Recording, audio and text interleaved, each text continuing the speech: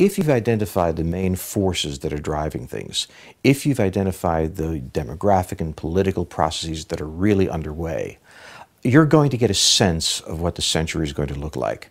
At the beginning of the 20th century, it was all about Germany. And if you understood that, you could really start to get a sense, not of the details, but of the way the century would unfold. Well, the 21st century is about the United States. And if you understand that, you can begin to forecast.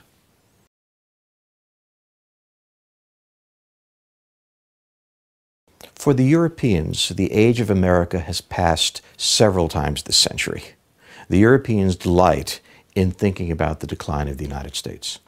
But when you look at the objective factors of American power, such as the American gross domestic product is larger than the next 3 or 4 countries combined, such as the fact that the U.S. Navy controls all of the oceans in the world, you find that the Europeans are focusing on passing bubbles, that the underlying reality is that American power is enormous.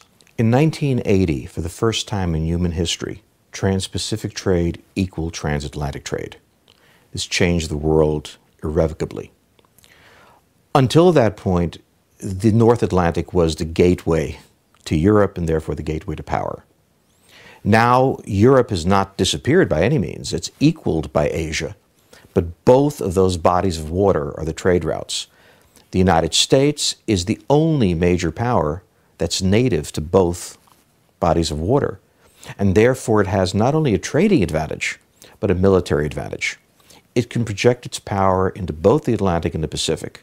And therefore, ultimately, it controls the patterns of trade that exist. Destructive and creative capitalism go hand in hand, as has been said many times.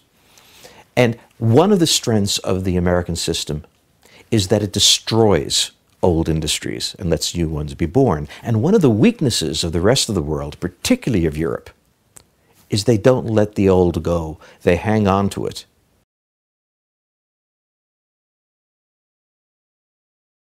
At this moment, migration represents a problem for the advanced industrial world. But when we take a look at birth rates, life expectancy, we know 2 things. The population of all the advanced countries is declining. The number of people who are being old relative to young is increasing. In 20 years, we can expect countries that currently bar immigration to be competing for immigrants, going out and paying bonuses to immigrants who are prepared to come there and work. One thing the United States understands intuitively is how to integrate people into society. We've had a vast wave of immigrants over the past 30 years from South Asia and from East Asia. What is absolutely remarkable is the smoothness and ease with which they've integrated into American culture. When we look at this globally, this is going to be a huge problem. The Europeans aren't very good at handling immigrants. The Japanese are awful. The countries that are very good at this are the United States, New Zealand, Canada, Australia. That is the former English colonies. They've really mastered this, and this gives them a tremendous geopolitical advantage.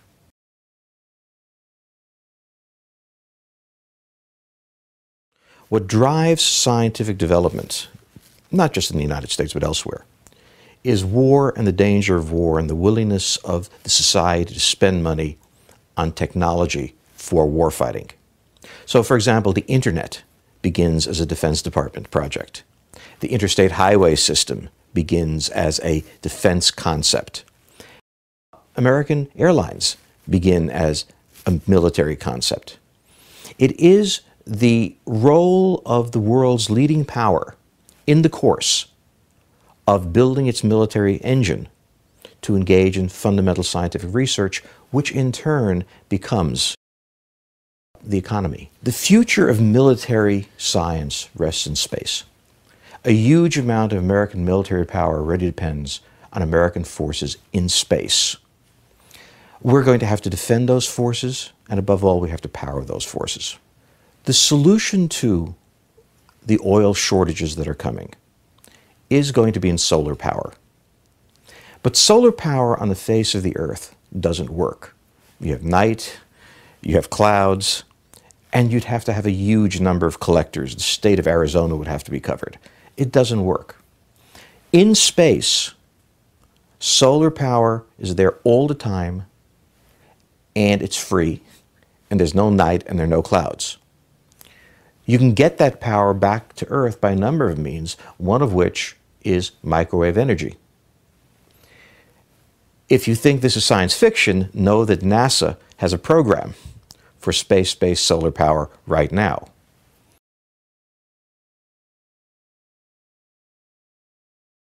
China historically cycles between periods of deep fragmentation and foreign involvement in China, and periods where it's isolated from the rest of the world, very centralized and quite poor. The Chinese have severe internal economic problems, the most important of which is that their entire economy depends on exports.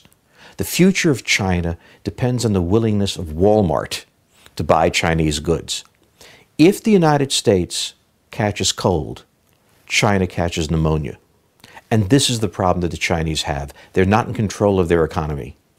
My expectation is that we are going to see China fragment again. As to becoming a great power, that's almost impossible for China to do. Because even though it has a huge portion of humanity, geographically they're isolated. Between the Himalayas, impassable Siberia, the deserts of the West, and the Pacific Ocean, their ability to project power has never been very great. China's greatest challenge has always been to keep China together.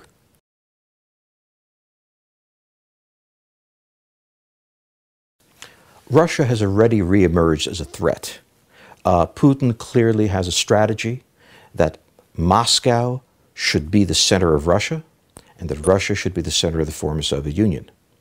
The moment that happens, Russia becomes a powerful force impinging on Europe. The decision by the West to expand NATO deep into the territories of the former Soviet Union really represents a fundamental existential challenge to Russia. If that were to happen, Russia's ability to survive would be deeply compromised.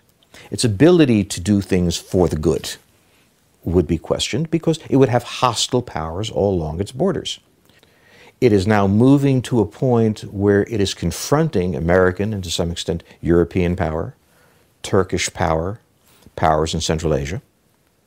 This will solidify into a confrontation, I suspect not a war, but a confrontation, and Russia will lose this confrontation again.